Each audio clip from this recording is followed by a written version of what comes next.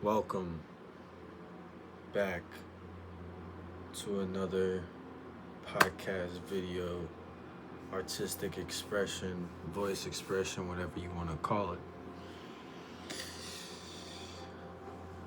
The past week has been a week. It's been a day, it's been a week. It's been long, grueling, taxing, but still, every day, I find that drive, that will inside me to sit the fuck down and write. I mean, I've crushed 50 pages of this fucking journal here. 56 to be exact.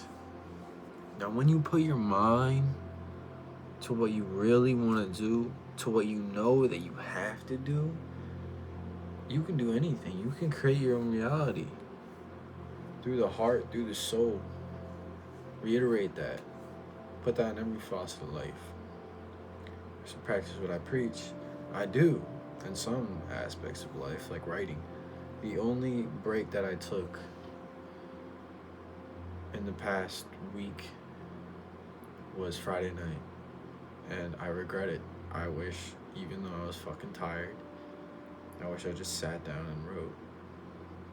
Even though it was late, even though, variety of factors, I still wish I just sat down and wrote. But that's besides the point now. There's a couple of things that I wrote down last night, and I wanted to discuss. Rhythm carries the soul carries the rhythm. What does that mean? Rhythm carries the soul carries the rhythm. So the rhythm, think your heartbeat. Think your heartbeat, boom, boom, boom, boom, boom. That's the rhythm. The motion of life that carries the soul. But at the same time, the soul is pulsating. It's all moving together. It's a sacred, ancient, before the dawn of time dance. It's why we're here, and we're made out of stardust. But it's why we're here, and the rhythm carries the soul, and the soul carries the rhythm. I'm gonna let that speak for itself. Resonate.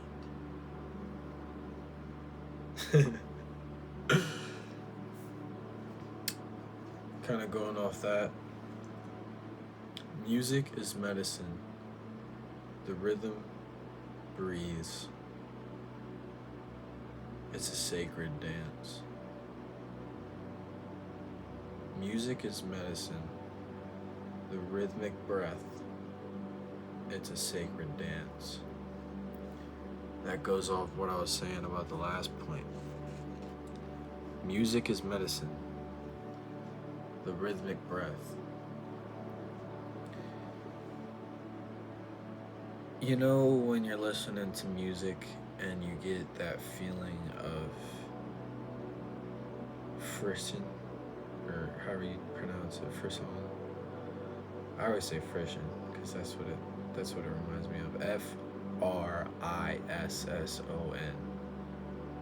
That feeling of chills, of tingles, of goosebumps, whatever you want to call it. When you listen to music, it's energy. It has to be energy. And right now, and that energy is the rhythmic breath. But right now, today, after such a long week and just, I haven't been able to just sit in stillness and just enter that thoughtless reality where the ego dilutes, where the light, the divine, God comes in. I haven't been able to do that since I believe Friday. And I haven't had much time for myself. And I mean, this morning I kind of like I wasted my morning, and I wasted all the time that I did have up until I had to go to work. And then, I mean, work is just a waste of time. It's just a way to garner money. And work it was hard. I mean, I had to work my ass off. I did not want to be there. Like, I did not want to be there. But that kind of goes into, like, you manifest your own reality. So, in doing the thought of me not wanting to be there, it made work harder because I didn't want to be there because I had to work hard, you know? There's a duality in it, but the whole point of this point is that music is medicine, the rhythmic breath, and it's a sacred dance. Now, when I mentioned this before, but when you do meditate, when you do breath work, when you let the thoughts leave and you let the divine in, and you don't let the mind wander, but you focus on breath, you focus on the heart, then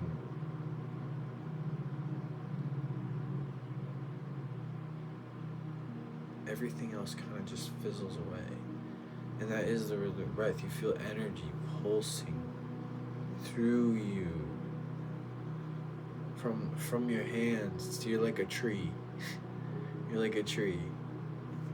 Your feet are the roots, and your hands are the leaves. And they bring in energy. They bring it in, and because you have this ability to move your hands and your arms, and you can make it a fluid motion, you can channel this energy. You can move it from one part of the body to another. I literally did this on Friday with the sun. I was sitting outside and I meditated in the sun for 20 minutes, and I felt that life force, that energy in my arms. I felt it in my hands first, and it radiates down into your arms, and then it goes down, and then it goes into your chest, and then it spreads down into your stomach, and then it goes down into your legs finally, and all the way down into your feet. But that's if you really can do it for like an hour and a half. You'll feel it in your entire body, but for that time being, I only really felt it in my hand, like this area and this area. And I started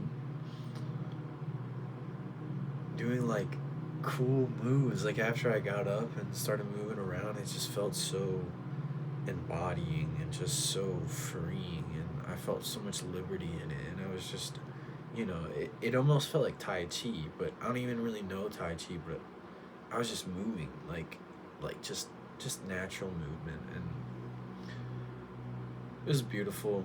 It was a rhythmic breath, a sacred dance. Yeah. Music is medicine. The rhythmic breath, it's a sacred dance.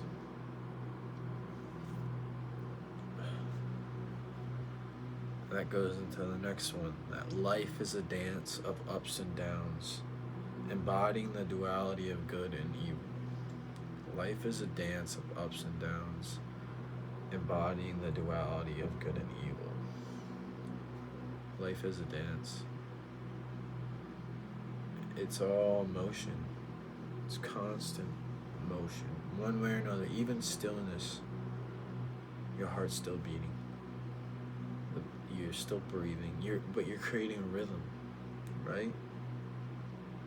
And when you create that rhythm, it festers into the rest of your day.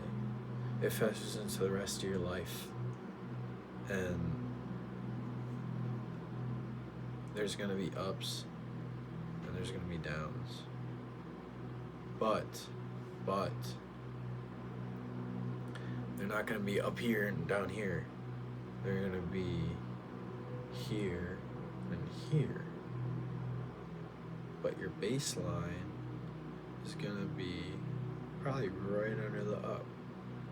And the down might be a little down here. But for the most part, you always feel good, but then something might happen where you feel extra good. Say you've been putting all of your drive, all of your passion into creating music or just creating anything in general for people to enjoy or something of the sort, and it starts really taking off. It starts really clicking with people. That up, you're going up, right? But if you stay in your rhythm, it's gonna go up and then it's gonna come right back to your baseline. And then some shit might happen where you really can't help it. Say, I don't know, a pet dies. You're gonna go down. It's gonna hurt. It's gonna sting. But keep that rhythm. You're going right back to your baseline, right below, going up, and that's good and bad. But also not just focusing on the internal self, but the external self, and seeing other people and not analyzing, but just being observant of patterns, like because there is very much so good in this world, but there is also definitely evil in this world, and even that's like a dance. It's constantly circling each other. That's why. That's why fucking people like Hitler existed, you know? I mean, that's kind of a blatant and not really in the question of evil or not, but that's also why people like Gandhi existed, you know? The ultimate good and the ultimate evil. Because it's all a dance. It's all a circling dance. Think of it like a yin yang, you know? Flow. It's all flow. And God, or the divine, created both because we need both. As humans, we need both. Because if we didn't have evil, there would be no good. And if you didn't have good, there would be no evil. If you had no beauty, there would be no ugly. It's just like the Tao says. That's the way. You have to stay in the liminal space. You have to stay at your baseline, your rhythm. You have to stay on your rhythm. That's what life is. It's a rhythm. It's a rhythmic frequency of music. And music is medicine. That's why we feel how we feel when we listen to such great music. And that goes back to my other point. Music is medicine, the rhythmic breath. It breathes life into you, music does, because it's on a different frequency, a different vibe, a different vibration. It's not spoken word, it's music. I mean, that's why we're so for millennia, humans have gone back to music. We love music. Ceremonies, music. Parties, music. Any kind of social gathering, orientation, like anything. I guess maybe not so orientation, but like a social gathering, like a recreational social gathering, or like back in the day, like just fucking like pre-humans, it was music. And still to this day, restaurants, what do? They play music, and music is medicine. It's so just beautiful, especially like really good music, and it can just hit your soul on a different note, and next thing you know, you're bawling your eyes out because it's like a therapy session in itself. That's why you keep going back to your favorite songs over and over again, because it's the rhythmic breath. It's what gives the heart and the soul the real. It's what gives your soul and your heart life. Is rhythm, is music. That's why you get that friction feeling. That was kind of a ramble, but the truth is inside all of us. Just looking to see it, not a secret. The truth is inside all of us. Just looking to see it, not a secret. The truth is inside all of us. It's inside every single one of you. The truth is the truth. And that's the only way I can put it, because only you know the truth. I don't know your truth.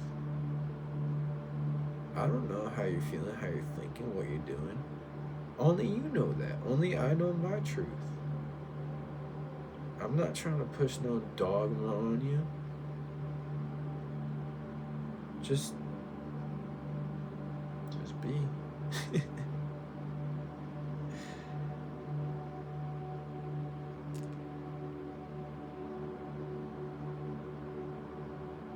The truth is inside all of us. Just not looking to see it. It's not a secret.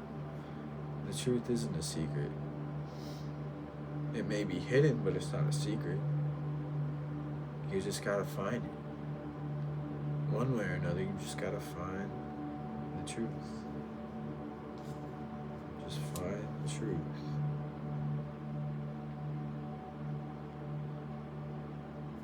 My last point. Wisdom comes in and from experience. Now, what do I mean by that? Wisdom. What's the definition of wisdom? The definition of wisdom. You know what? Let me look it up. The definition of wisdom. The definition of wisdom. Definition. The exact definition. The quality of having experience, knowledge, and good judgment. The quality of being wise. The quality of having experience, knowledge, and good judgment. The quality of being wise. Wisdom comes in and from experience. I just defined wisdom. It comes from experience. It comes from living through the hard shit. It comes from facing adversity head on. It comes from you. It comes from everything that you've ever done or been or are or is yet to be. That's where wisdom comes from. It's part of the rhythm. It's part of the truth. It's part of it all.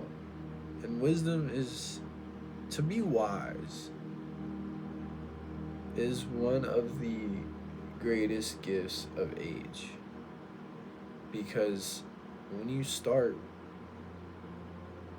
realizing things through past experiences, you start understanding yourself on a different level. And you start moving with a different frequency, and you start having a different rhythm. And you start tapping into yourself, and you start finding out your truth. You start putting two and two together, and you start, writing music, playing songs, writing a book, making videos, making like high quality videos if that's your thing, like videography, tapping into like AI and making stuff with that, or like going into like tech, or whatever your truth is. And everything leads up to this moment. Everything leads up to this moment. And take the wisdom from past experiences to carve your truth. And don't let me tell you what to do. Don't let me tell you what to do. Because only you know what to do. And I know you know what to do, especially if you're watching this video, especially if you got this far. Something in your head is clicking like, oh, damn, I should probably get going on that shit. Get going on that thing that I've been doing or been putting off. Don't hesitate. You shouldn't have to hesitate. If you know you should be doing something, do it. Stop. Stop thinking about it and just do it. That's where greatness comes from. I mean, I was looking up like lists of books / works that took like less than 6 months.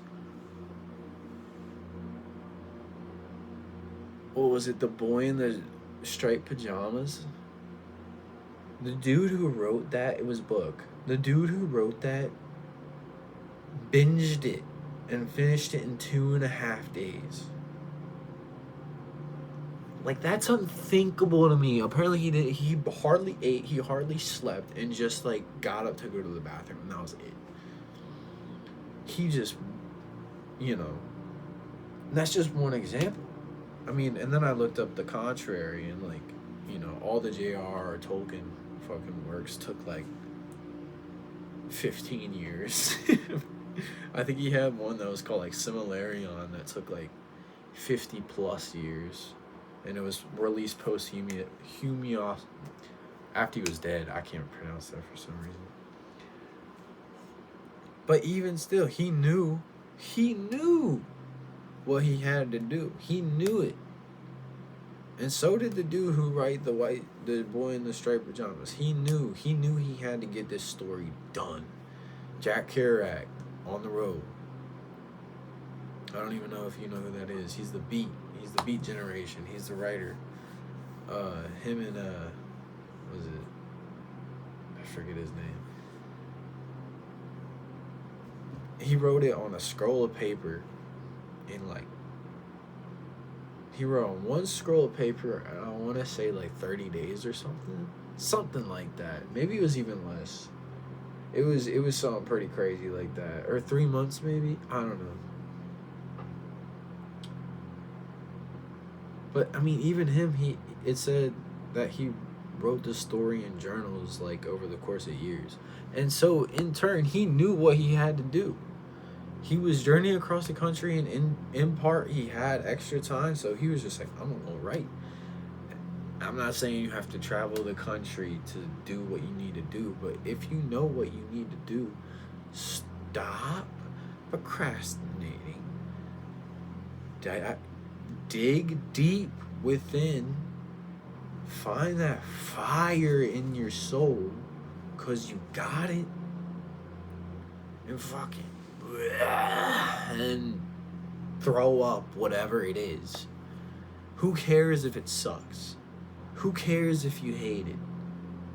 That's what revision is for, with whatever you're doing. That's what it's for. But the fact of the matter is, there is gonna be parts of it that you love, because it's gonna be like, yo, I created this, I did this, this is me, like this is my vision, my voice, my perception of like this reality.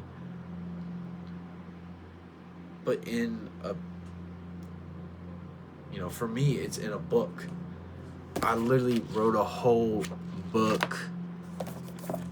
It took me 2 years, almost 2 years, but I did it. I wrote an entire book, and I'm already on the next one, and I'm already cooking, and I love it. I love the process. It's fun.